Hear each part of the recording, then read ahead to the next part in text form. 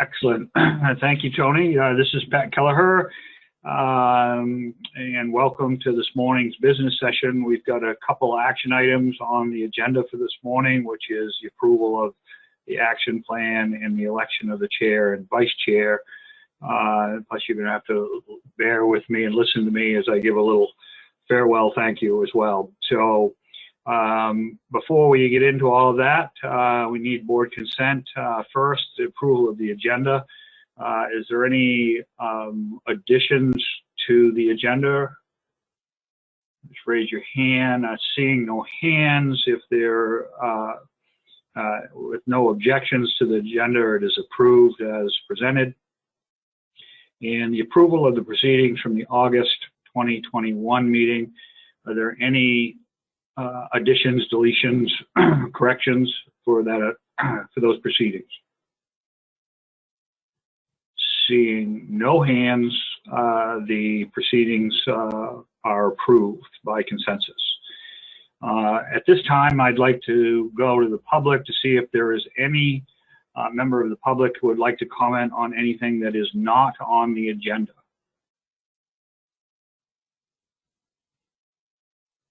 Seeing no hands, we are going to go right into the next agenda item, which is agenda item number 4, which is consider the approval of the 2022 action plan. And with that, I think what I'll do is, let's see who's first on the list. Tony, I believe you are first on the list to start us off. That is correct, Mr. Chair. All right. So today I'm going to run through each of the species. I'm just going to hit the highlights mostly in ongoing or new management documents and stock assessments. And so then I'll pause at the end to see if there's any questions. So as a reminder, we have categorized the species into high priority and then low to medium priority. It's not that we think that some species are better than others. It's more about the workload for each of these species and how we prioritize them. So to start us off, the American eel will receive the results of the benchmark stock assessment and respond with any management changes if necessary. For American lobster, we'll continue with the resiliency addendum for Gulf of Maine and Georges Bank. In addition, continue with the addendum for vessel tracking. The board put off the management strategy evaluation until to consider it at least until 2023. So we'll remove that from the document. And we will also continue to work with NOAA on Atlantic large whale take reduction plan modifications, as well as with the law enforcement committee on improving enforcement in both state and offshore waters for lobster. For Menhaden, we'll finalize the addendum on quota allocations and review the stock assessment update and respond if necessary. For Atlantic striped bass, we will finalize and implement addendum Amendment 7, and if the board moves forward with Addendum 7, we will also finalize that. And Addendum 7 is considering transfers of commercial quota. We'll also receive a stock assessment update and respond if necessary. For summer flounder, scup, black sea bass, and bluefish, we'll work in coordination with the Mid-Atlantic Council on the Harvest Control Rule Addendum, and we'll finalize and implement that addendum next year. We will also, for all 4 of those species, work on any remaining issues that address recreational reform with the Mid-Atlantic Council. For both black sea bass and for bluefish, we'll contribute data for a 2022 research track assessment. And for black sea bass, summer flounder, and scup, we will work with the Mid-Atlantic Council to finalize the amendment on the commercial and recreational allocation changes. And then for bluefish, we'll work with the Mid-Atlantic Council to implement Amendment 2, which has already made changes to the commercial and recreational allocation amendment, as well as a rebuilding program. For horseshoe crab, we'll review the adaptive resource management framework revisions and peer review report and respond with a management document if necessary to make changes to the arm. For Jonah crab, we will work on the tracking addendum. It also impacts the Jonah crab fishery as well, and continue work on the stock assessment for 2023. And I've already covered all the issues for SCUP. And then for summer flounder, the last remaining issue is to work with the Mid-Atlantic Council on their management strategy evaluation, looking at the benefits of minimizing discards and converting discards into landings for the recreational sector.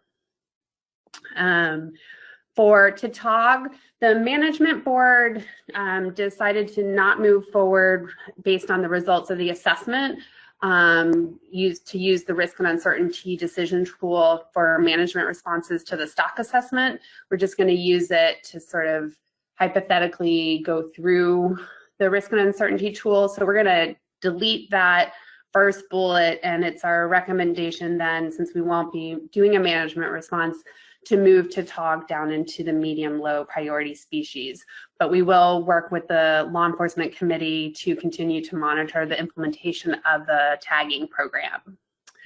For both Atlantic croaker and spot, we'll conduct the traffic light analysis and respond if necessary. For Atlantic herring, we may reconsider draft addendum 3, which looks at how we allocate the Area 1A quota. We'll also review the 2022 management track assessment and respond if necessary, and continue to work with the the New England Council, on several of their activities and respond if necessary and make changes to our plan if needed. They have Framework 7, which looks at spawning protections for Georges Bank and Nantucket Shoals. Framework 9, which looks at potential changes to the industry-funded monitoring program. For Atlantic sturgeon, we'll continue to monitor federal activities and the 5-year status review and recovery plan. Black drum will be continuing the benchmark stock assessment for peer review. And for coastal sharks, HMS will be conducting a stock assessment for all of the hammerheads through CEDAR. For cobia, we'll continue to work with the CERO to monitor and respond to any changes necessary for NOAA rulemaking. For northern shrimp, based on the decisions made later this year, we'll conduct the appropriate stock evaluation and respond if necessary, and we'll continue to explore long-term management options given the environmental changes in the Gulf of Maine and the depleted stock status of shrimp. For red drum, we'll review the assessment simulation model and peer review results, and then from those results initiate the benchmark stock assessment that'll be completed in 2024. For shad and river herring, we'll continue the development of the river herring assessment for 2023. We'll continue updates for SFMPs for both species and the habitat plans. And for Spanish mackerel, we'll review the CEDAR results and then work with the South Atlantic Fishery Management Council to respond if necessary. And for spiny dogfish, we'll work in collaboration with the Science Center and the Mid-Atlantic and the New England Council on the stock assessment. And for winter flounder, we'll review the management track assessment and respond if necessary. I'm going to pause there, Mr. Chair, before getting into the cross-cutting issues to see if there's any questions on species. Great, thank you, Tony. Any questions for Tony?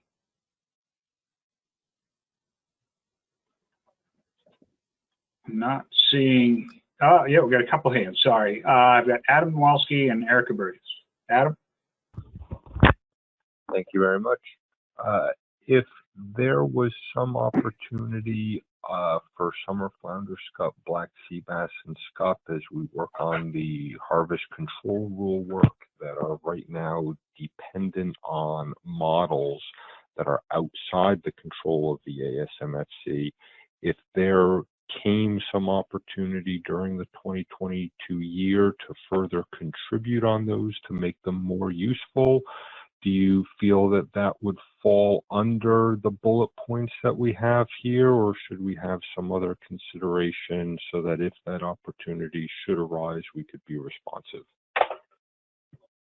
Adam, I think that they would fall under either bullet, depending on what the work was for the harvest control itself or the work on the remaining rec reform issues. So I think we would be covered there.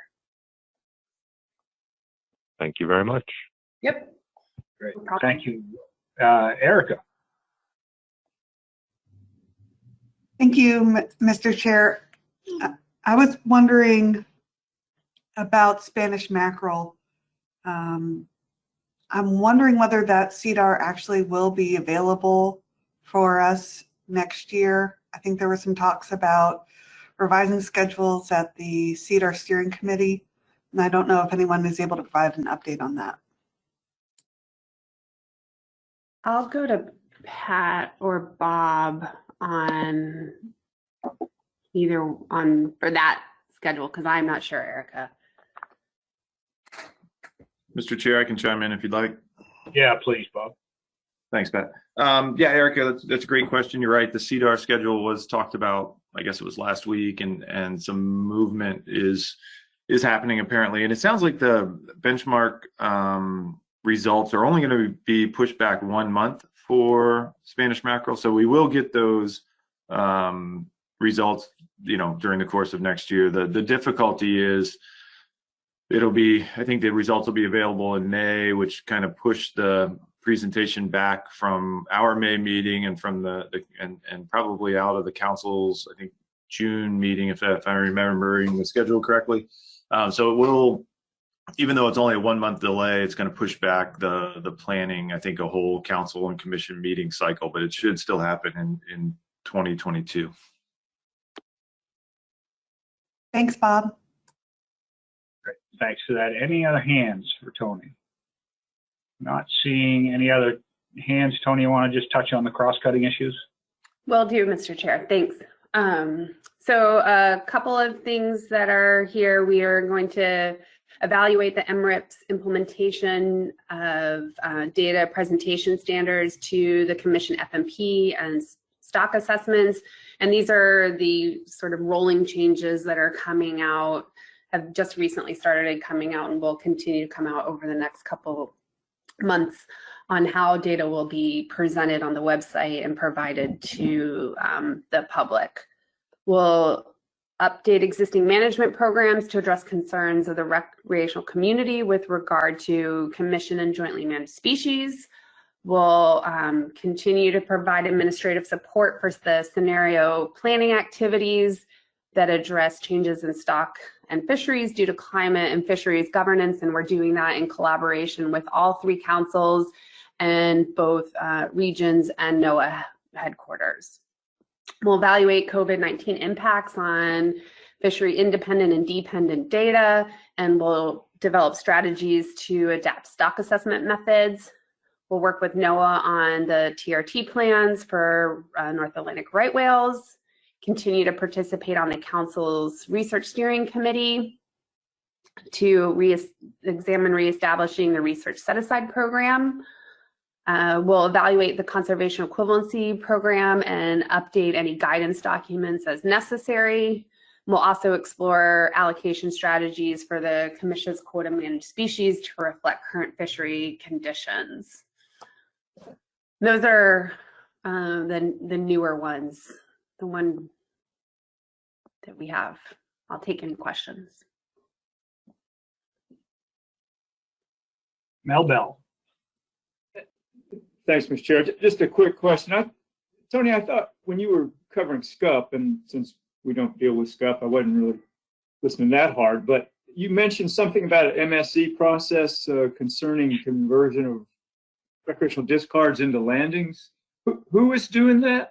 It is for summer flounder, and it is the Mid-Atlantic Council is taking the lead on a management strategy evaluation for that. Okay, gotcha. Summer flounder. Okay. And we have staff that are participating in the process. Great, thank you. Mhm. Any other questions for Tony? Seeing none, thank you, Tony. Let's go right to goal number 2, which is Pat Campfield. Thank you, Mr. Chairman. As highlighted in Goal 1, next year, 2022, will be very busy for stock assessments, about a dozen assessments overall. So one of the highlights in our science committee activities is to support a new stock assessment scientist hire at a state agency to expand our coastwide analytical capacity to try to keep up with the stock assessment workload.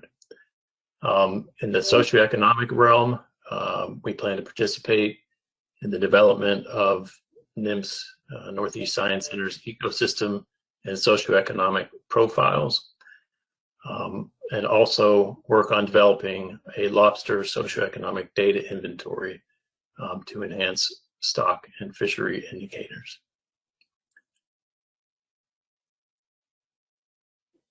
At the Shad and River Herring Board, we heard a lot of talk about the Holocene genetics repository, so that'll be an activity ramping up next year to coordinate closely with several state agencies as well as USGS to collect those samples and have the genetic analyses run at USGS. As part of that project, we will continue to collaborate with NOAA Fisheries to request shad and river herring genetic samples from Atlantic herring fishery through their observer program. Under the fisheries research category, the Commission always conducts aging workshops each year. In 2022, we plan to focus on menhaden and Atlantic sturgeon. And finally, under ecosystem-based management and changing ocean conditions, we plan to provide input to NOAA Fisheries Atlantic Coast Science Coordination Initiative that kicked off earlier this year, as well as participate in the East Coast Climate Change Scenario Planning Initiative with all 3 councils, as well as GARFO and the Northeast Science Center. Those are the highlights, Mr. Chairman. Great, thank you. Thank you, Pat. Any questions for Pat Campfield? Seeing no hands, why don't we go right on to section 3, which is Jeff White. Jeff, you ready? Yes, I am. Thank you, Mr. Chair. ACCSP will also be busy helping out and continuing items. If you see the kind of the continuing basis items, there's significant workload there, but we're happy to be relied on for, and that's all good. To the short highlights as we go through this, under the program management, the biggest one there is really updating the recreational implementation plan that guides MRIP on regional priorities for kind of 5-year funding needs. So involving not just ACCSP staff, but all partners in that, including the state's councils and Fish and Wildlife Service will be great to have everyone's input. Under data collection, there's a support for the trip location data, be that for lobster or other initiatives, including Seafire, and connecting to that within the databases. Also support for one-stop reporting, so the multiple permits coming through one application and being shared on the back end. We've had great success on the federal sources in 2021, and we'll be expanding that for clarifications on the federal and the addition of some of the state permit needs in 2022. And then the really big one in the middle is resource dependent. It's really the background work on updating dealer reporting systems that we are hosting, kind of the structures, the functionality, and the apps for that in the background. The goal is for 2023 end user application release, but that may change as we get into that. There's a fair amount of complex work to make that happen, and we are trying to get the resources in place to do so. Under data standards, distribution and work and use, the highlight item there is really expanding biological data feeds and the online queries. So we have some program inventories that we wanted to change from kind of an Excel reference available to an online searchable and updatable format. And also now that we've got the bio module, which is in place and supported things like the Jonah crab assessment this year, to be able to do more online queries for that. And under the recreational piece, it's really long-term expansion of existing work on the for-hire methodology to include logbook information more fully, and to standardize to work on standards for citizen science data. So moving that direction in terms of what data fields, what data centralization can be there, and provide maybe some guidance to where that can be useful.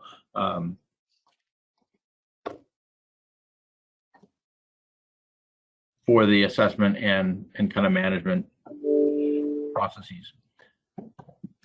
And with that, that's the summary for goal 3. Great, thanks, Jeff. Any questions for Jeff?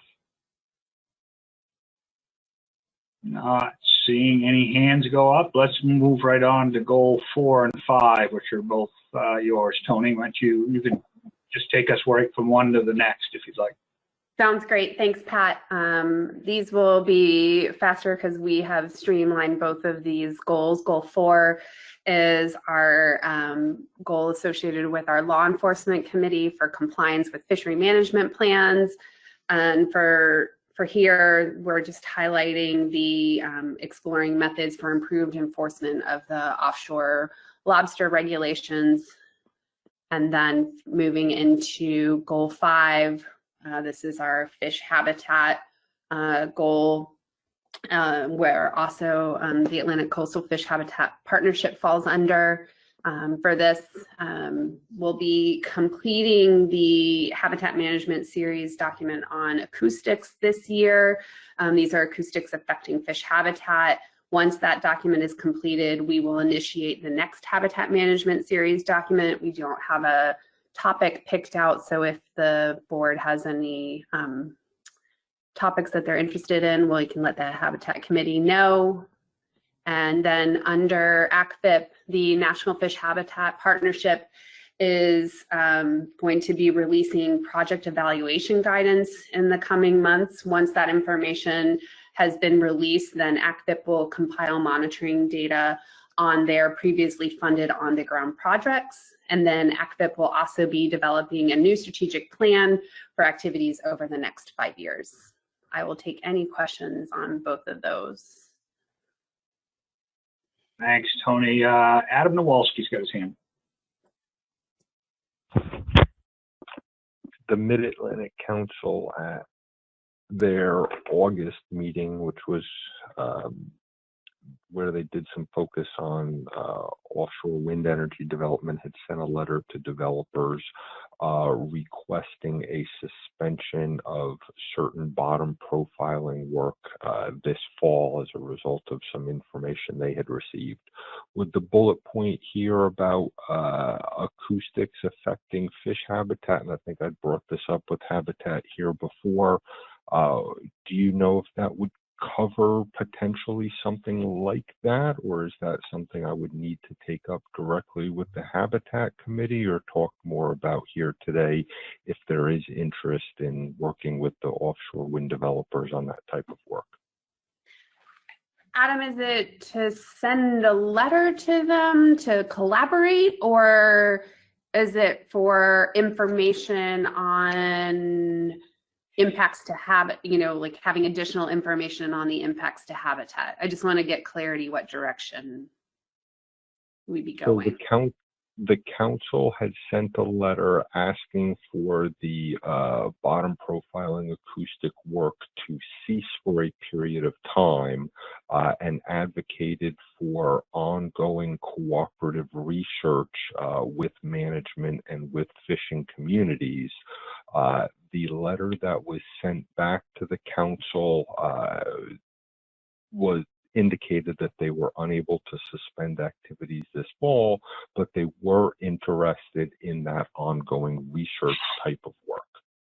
I'm not sure if that helps at all. And maybe if the answer is we just need to take this offline, okay. But again, I understand the importance of these plans here and just want to make sure anything that might provide benefit to us as managers and the fisheries we manage, make sure that we've got ourselves covered here.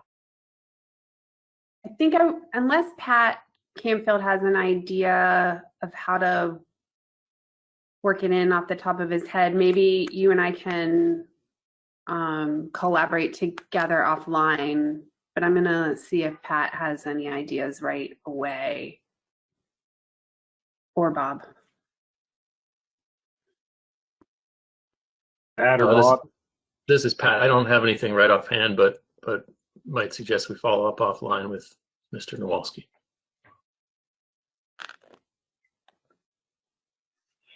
Great. So, Adam, you all set with that for a follow-up offline? Yeah, that's fine. And I would think that hopefully this conversation on the record here today, if those offline conversations do yield something that's fruitful, that staff feels would be appropriate, hopefully that would be an allowable addition at a future time if it's deemed appropriate here.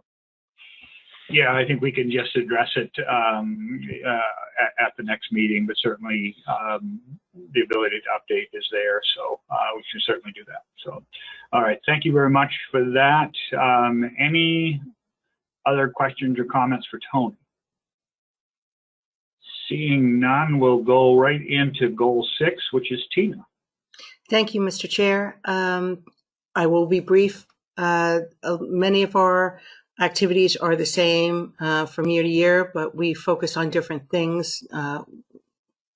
So this year, we will focus on outreach materials that highlight successes in our ending overfishing and better describe challenges in rebuilding efforts for depleted species.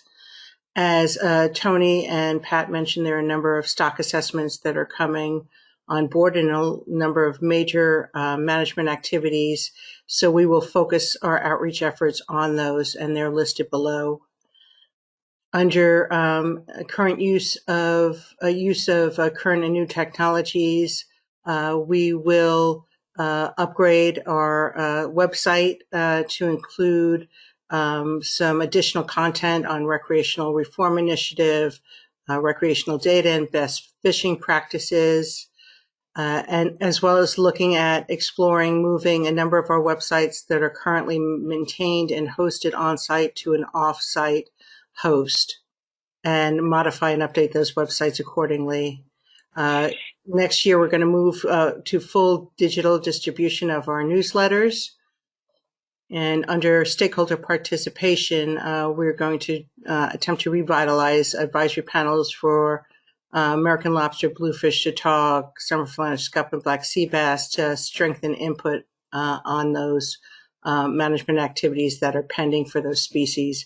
We will also coordinate with the South Atlantic Council on providing input for their Spanish mackerel development, management development. We will look at post-COVID-19 processes to facilitate stakeholder participation at both in-person meetings and via webinar. And we will be working and have been working with NOAA Fisheries to develop and conduct the recreational fishing summit scheduled for March of next year. In terms of media relations and networking, we'll continue to modify our social media plan to ensure consistent messaging. And I will continue to work with the leads from the NRCC and South Atlantic Council to promote the activities of the Climate Change Scenario Initiative. And that's it for me. I welcome any questions. Great. Thank you, Tina. Adam Nowalski's got his hand. I sure hope somebody else will chime in and help me out here so I'm not dominating all this today. Appreciate the time. The Mid-Atlantic Council had created a new advisory panel for themselves this past year on communication and outreach. Was thinking it might be appropriate to consider a bullet point somewhere in here that would consider coordination with the council on the use of communication and outreach with that AP for those species that are jointly managed. Thanks, Adam. I put a note for myself. I am also on the South Atlantic Council's similar committee, so I can reach out to the Mid-Atlantic Council and to get better coordinated. Just so you know, I am very involved with the NRCC communications folks, which include the Mid-Atlantic Council. So we are in constant communication, but I will pursue that as well. Thank you. Great. Thank you, Tina. I've got a couple more hands. I've got Lauren Lustig and then John Clark. Lauren? Yes, thank you, Mr. Chair. Tina, thank you for that report. I'm always interested in outreach discussions and in particular environmental education initiatives.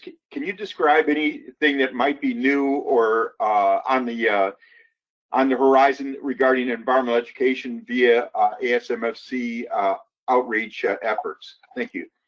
Well, last year we released a story map on ecological reference points that got pretty positive feedback on it. We will continue to use story maps as a way of not only getting the word out, but also improving education on some major issues. And you'll see within my goal that there's a couple of places where we identify what those could be, including climate change scenario planning, recreational reform initiative, management strategy evaluation, and risk and uncertainty tool, as well as the American lobster and Jonah crab tracker development. So we will continue to use that as one of our major tools and focus some educational outreach efforts on those issues. Great. Thank you, Tina. Moving down the list, I've got John Clark and then Roy Miller. Thank you, Mr. Chair. Thanks for the update, Tina, and the great communications work. I was just curious as to why you are going to be moving those websites to an off-site host, and then also just wondering how the progress is coming along for hybrid webinars for the future. Thanks. Thanks, John. There's been a number of discussions. Most primarily, those websites are hosted currently on a server that is nearing the end of its efficacy or performance. So we are going to look at the possibility of moving our websites offsite. Not only will it potentially be cost savings in terms of maintenance on site, but it very much could improve security on those websites through an external host vendor. I forgot your second question. I was just, thanks for that, and that makes a lot of sense. I was just curious as to whether you're working on, as we move more toward hybrid meetings in the future, how progress on that is going. We talked a lot about it prior to the decision to have the October meeting changed to a virtual format. Given that the executive committee made a decision this morning to move towards the in-person meeting in January, I'm sure we're going to double our efforts to look into that. We have explored it initially, but we're going to need to do some testing and playing with that as we approach that January meeting. Thank you. Great. Thank you. Roy Miller. Thank you, Mr. Chair. John covered, with his second question, covered my question for the most part. I'm just curious about, for the January meeting, if we're going to attempt to integrate hybrid technology, is that going to be targeted mostly, Tina, at public participation, or would there also be hybrid participation opportunities for commissioners at the January meeting? Thanks, Roy. I think that's really a decision that you all need to make. I think whatever we can do to ensure full participation of our commissioners and proxies in our process, that's what we're going to do.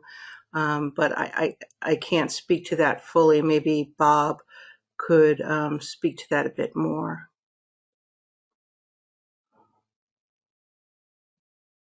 Bob?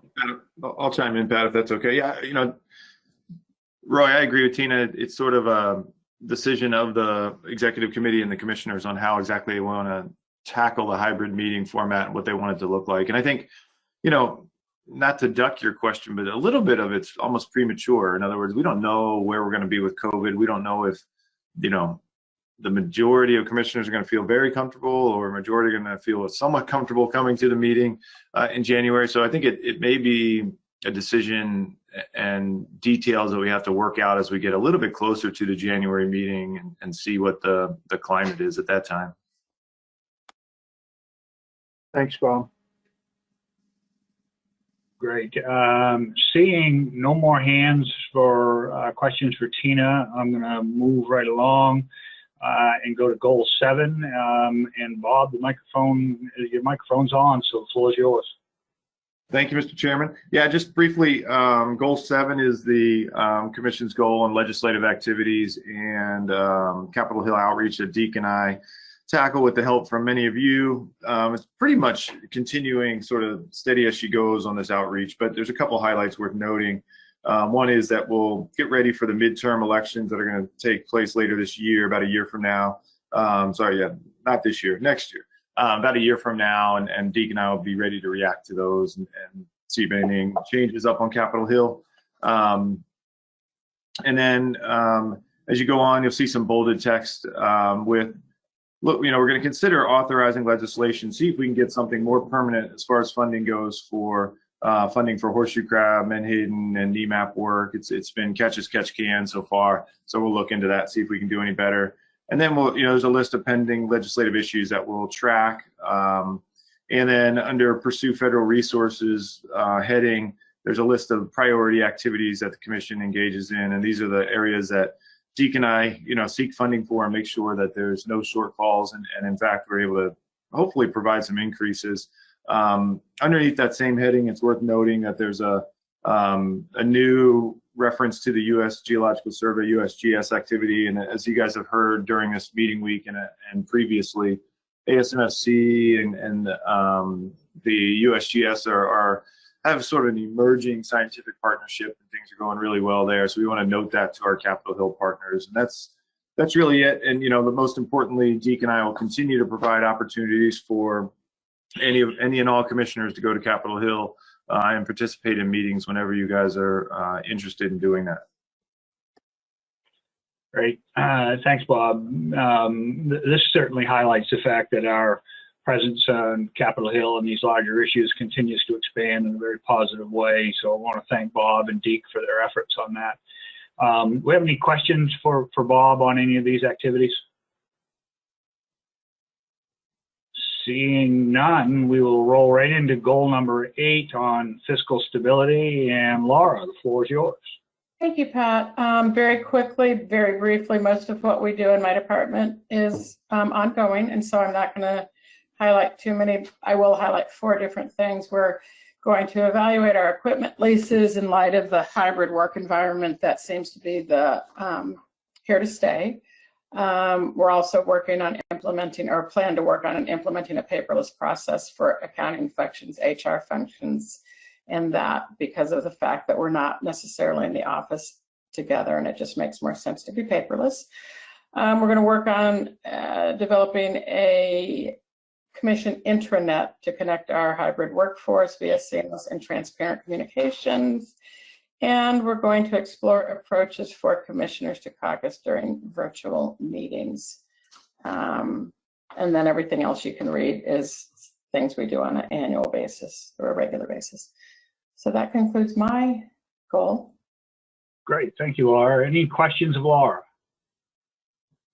Adam Nowalski. Thank you again. So from the couple of conversations we've had, both through the executive committee and here at this board meeting with regards to getting back together, one of the topics that has come up is policies regarding masks, potentially vaccination, needs to consider exemptions that might go along with those. So where does the human resources aspect plan have a plan for consideration of those policies regarding vaccination, masking, and then addressing how you're going to handle exemptions? Is that something that's covered elsewhere, or would this be something specifically that you need to account for 2022?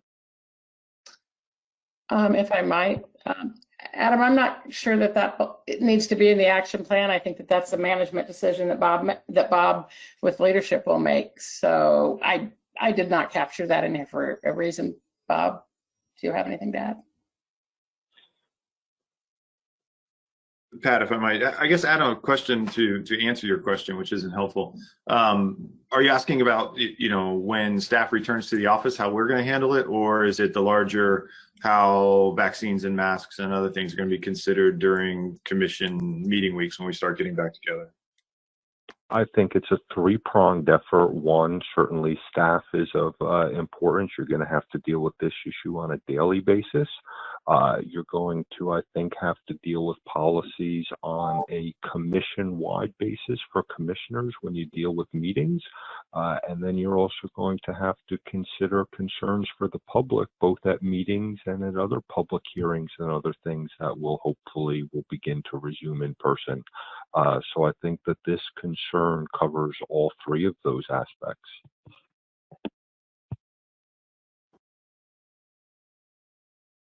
Yeah, and I guess Adam, to follow up, if the in-office decisions, I've been making those independently, talking to staff, see what they're comfortable with, and moving on from there. Everyone in the office has indicated they're vaccinated, so I think we're in a pretty safe spot in the office. But for meeting weeks and other things that we're going to have to figure that out. You're right, and again, it's somewhat similar to Roy's question. In other words, we'll have to see where the Delta variant and some other things are as we progress through late fall and early winter and make decisions about the January meeting. But we'll definitely have to do that. I don't know if we need it in the action plan. It's something we can't avoid, and we're going to have to do it. So if the commissioners feel they want a placeholder here to memorialize that we need to do that, that's fine. Or if there's a realization we can't go on without doing it, I think that's fine too.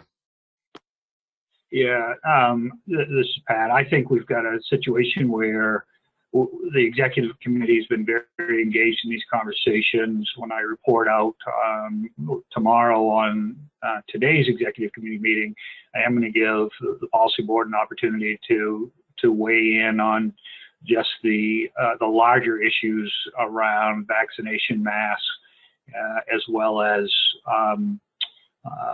the exceptions to those type of rules as well, because we're going to have to deal with that. So the idea would be to get some comments from the larger groups that the executive committee can then hold on to as they develop their final plans. But I would agree with Bob. I personally don't think this needs to be part of the action plan. I think it is just ongoing conversations and management decisions that will ultimately end up in policy. But if people disagree with that, please raise your hand and we'll have a conversation about it now. I'm not seeing any additional hands, so I'll just take it that we've got consensus on that. The AOC did report out or did review the action plan in detail with staff. And with that, I'm going to turn it over to Spud for the AOC recommendation as it relates to the action plan. Thank you, Mr. Chair. On behalf of the Administrative Oversight Committee, I'd move to approve the 2022 ASNFC action plan as modified by today. Discussion. Great. Thank you, Spud. As a committee recommendation, this does not need a second. Are there any questions or comments on the motion? Seeing none, the motion passes by. Are there any objections to the motion? Excuse me. Seeing no hands raised or voices in objection, the motion passes. Perfect. Thank you very much, and thanks staff for the work on the action plan. A lot of time and effort goes into this on an annual basis, and I want to recognize the staff who spend a lot of time pulling this together. So thank you very much. We now are going to move on to item number 5, which is the election of the vice chair, the chair and vice chair. And before I turn it over to our executive director for running the election, I do want to make some statements and some words of thanks to the commission. This is my last time that I get to speak to you guys as the commission chair. It was a few weeks ago, maybe a month ago, that China blamed COVID on Maine lobster, on a shipment of Maine lobster that spread COVID. I'm not sure if you saw that, but it was pretty amazing to think Maine lobster was connected to COVID. So several people then called me up to say, do I have anything to do with it? Because they know how much I love social engagements and being around everybody, and they thought maybe I had something to do with it. But I just want to set the record straight. It had nothing to do with it. It wasn't because I just became chair and didn't want to go to these meetings. It's you know, a lot of time and effort has gone into these meetings over the last year and a half during this period, and I've got some a lot of thanks to give to everybody. I want to thank you all for your support that you have given both to myself and to Spud over the past 2 years. Again, it's certainly been a challenging time for the commission, the states, our stakeholders, and the world at large. With the exception of my first meeting as chair in February 2020, we've been conducting all of the commission's business through virtual meetings. And I don't know how many executive committee meetings we've had, but at times we were holding them weekly. And I think that effort at the executive committee level certainly helped move the commission forward. But despite the drawbacks of not meeting in person, I continue to be incredibly impressed with the scope of work we've accomplished over that time. The accomplishments include quick action by the states to end overfishing of Atlantic striped bass, the implementation of ecological reference points to manage Atlantic menhaden, the positive stock status for all 4 tautog populations after years of efforts to rebuild these stocks, a new plan amendment for bluefish, and the completion of a benchmark stock assessment for American lobster, American shad, cobia, and tautog. We've also had the difficulty but important discussions about reallocation that will continue in the next year and beyond as we seek to respond to changes in the species distribution along the coast. Looking ahead, Spud and your new vice chair will have a full plate of issues to address. These include a new planned amendment for Atlantic striped bass, as well as broader issues such as responding to climate impacts to our managed stocks, along with reallocation. I know one of Spud's goals while chair is to strengthen the commission's fundamental management principles, such as conservation equivalencies, the use of de minimis provisions, and our appeals process to ensure management and regulatory and management stability. That's a big workload right there. So Spud's going to need a lot of help and a lot of luck, frankly, to get through some of that work because they're not inconsequential tasks. But in all seriousness, I'm very grateful for the individual and collective efforts of our commissioners, proxies, technical and industry advisors, and our regional and federal partners in advancing the sustainability and management of Atlantic coastal fisheries, despite the challenges that the pandemic has placed upon us. I also want to give a big thank you to staff at all levels within the commission. This organization is what it is because of your commitments to not only the states, but to our public resources. From a personal standpoint, it's very humbling to be elected by my peers to oversee the commission. I have a long history with ASMSC, starting as an advisor over 25 years ago to serving as your chair for the past 2 years. I can honestly say that all of that time, while sometimes frustrating and even infuriating, has always been a privilege. For me, that link to the privilege is directly related to the fact that the Commission is a states' rights organization, and we should never, ever lose sight of that. Our individual states' rights create our greatest challenges as we balance sustainability with the needs of our respective states. Climate change and shifting stocks, without a doubt, will continue to clash with state needs, and I urge you all in the years ahead to stay committed to addressing these challenges. It will not be easy, but it must happen. I remain committed to working with our new leadership and all of you in the years ahead to further our missions and shared goals. I want to thank you all for what you do for our Atlantic Coast fisheries. So with that, I will turn it over to our Executive Director to move forward with the elections. Great, thanks, Pat, and appreciate the kind words and appreciate all your work. And you know, just before I jump into elections, a couple words of thanks to Pat and first of all, Pat, there is additional evidence that you had something to do with this COVID situation we're all in, and we know that you were not fond of hosting hospitality in your suite, and that was one of the responsibilities of chair. So I think you may have. There may be some more evidence that you had something to do with COVID, so you could duck out of that responsibility for the past, 7 meeting cycles. But we'll keep looking into that and see if there's any truth to that rumor too. But seriously, Pat, on behalf of the commissioners and staff, I just want to thank you for the past 2 years of your leadership and guidance and friendship. It's been great. You know, I've often joked with you and Spud that I can't think of two greater people to go through a global pandemic with than both of you. And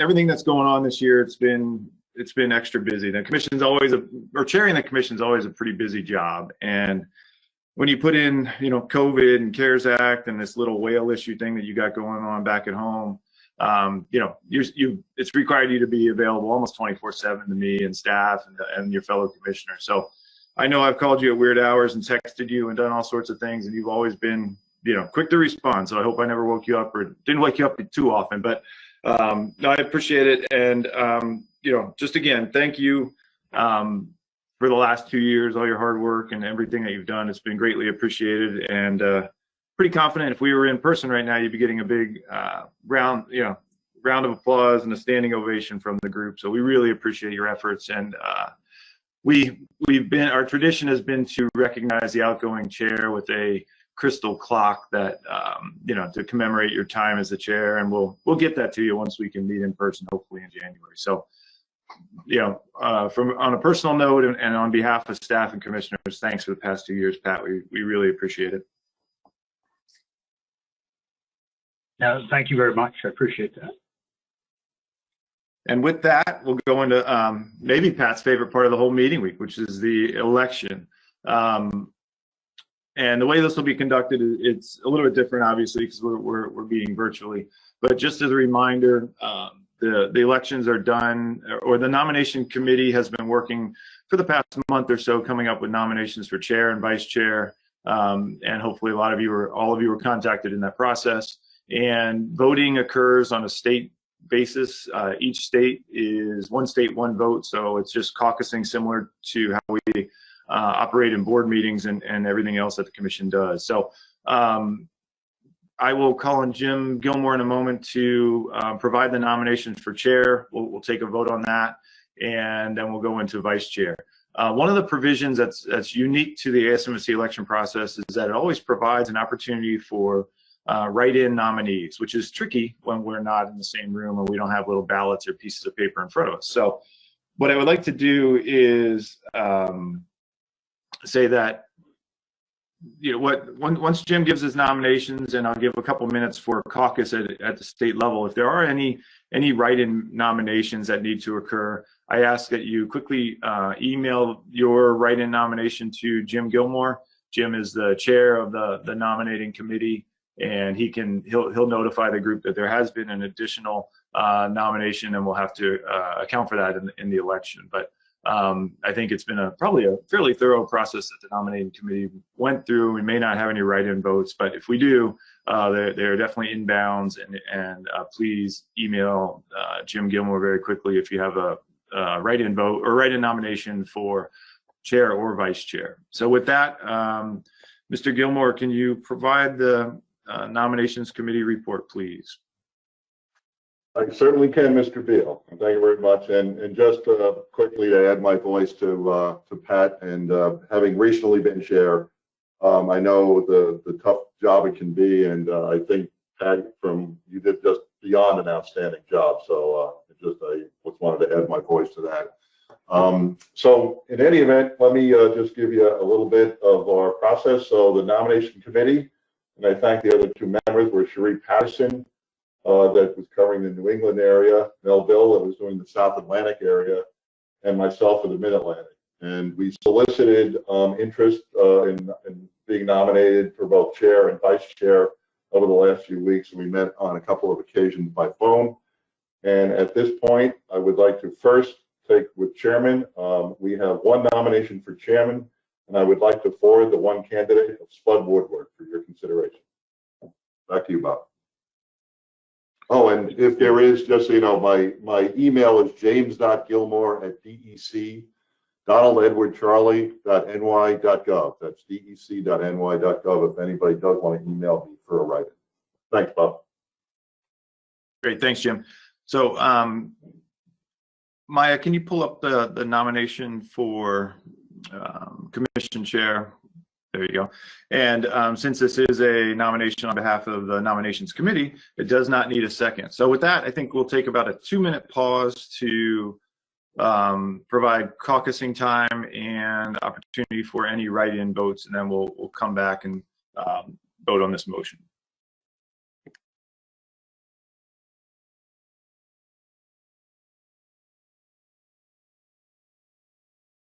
All right, 2 minutes are pretty close to up. Jim, did you receive any emails on write-in nominations? No, Bob, I did not receive any write-ins. All right, thanks, Jim. Well, with that, are there any objections to electing Spud Woodward as the next chair of the Atlantic States Marine Fisheries Commission? And Tony, can you note if there are any hands raised? Yes, I will. I have no hands raised. With that, congratulations, Spud. You've been elected unanimously as the next chair of the Atlantic States Marine Fisheries Commission. Thank you very much, Bob. And after we conclude the election, I'd like to make a few remarks, please. Absolutely. You'll be the chair. You can do whatever you want. Thank you. So with that, let's go ahead back to Jim for nomination for vice chair of the commission, please, Jim. Thanks, Bob. And same process. We solicited from all the East Coast states, and we have one nomination for vice chairman. So on behalf of the committee, I would like to forward the nomination for Joe Cimino from New Jersey. Great, thank you, Jim. And Maya will pull that up. So we have one, and again, it's a motion from the nominations committee. So it does not need a second.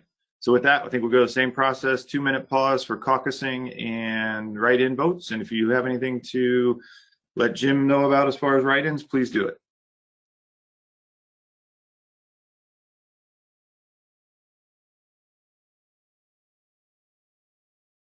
Pretty close to 2 minutes again. Jim, do you have any emails on write-in nominations for vice chair? No, Bob, there are no write-ins nominations. All right, thank you. With that, are there any objections to electing Joe Cimino as the vice chair of the Atlantic States Marine Fisheries Commission? If you object, please raise your hand. I don't have any hands, Bob. Thanks, Tony. So it stands, Joe Cimino is elected unanimously as the vice chair of the Atlantic States Marine Fisheries Commission. Congratulations, Joe. And then Spud, we will go back to you for your comments if that works for you. Thank you, Bob, and congratulations, Joe. I look forward to working with you. I'm honored to be selected as chair of the commission. You know, a couple of my predecessors at Georgia DNR were honored to do that while still being actively employed. You know, I decided to try to stay involved with the commission after retirement. I really did not expect to be chosen for a leadership position, so I am certainly humbled and honored. And I assure you, me and Joe will do our best to help us pull out of this pandemic. In some ways, I think getting out of it is going to perhaps be more challenging than having gone into it. But with that, I'd certainly like to express my thanks to Pat. You know, to us folks down south, you know, New Englanders were kind of mysterious, and but we've always thought of Mainers as you know, pretty hardy, self-reliant, no-nonsense people, and I can't think of anyone better than a Mainer like Pat to have led us through the uncertainties and tumultuous times of this pandemic. He set a new standard, I think, for communications, albeit virtual. We've learned that that's a tool in our toolbox. It isn't a substitute for in-person meetings, and I'm certainly going to strive to have us back to in-person meetings in whatever form they can take as soon as possible. But I know Pat was presented with challenges unlike any of his predecessors, and you know, I appreciate the hard work he did. He kept me involved, kept me engaged, and gave all of us a chance to be involved in making the decisions that affected us. So Joe and I have got some big shoes to fill, but we'll do our best. So thanks.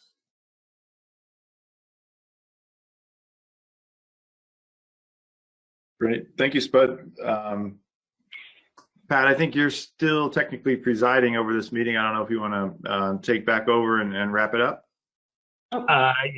Yeah, I'm happy to do that. Spud has asked me to stay on as chair, dealing with the business of the commission until the end of the meeting tomorrow. So you'll continue to hear my voice until then. So I do want to thank Spud and for his time as vice chair. I couldn't have done this work without him, and want to congratulate him for stepping into the chairman's role, and Joe, of course, into the vice chair role. I think we've got a great team at the helm moving forward over the next couple of years, and look forward to working with both of them. So with that, there is no other business for the business session today. We would resume if needed at 4:30 tomorrow afternoon. So unless there are other hands that have comments for the business session, we will stand adjourned. I see no hands, so we stand adjourned until tomorrow if we are needed. So with that, I want to thank everybody. I want to thank everybody for the kind words. Got a lot of work to do, so let's get back at it. Thank you very much.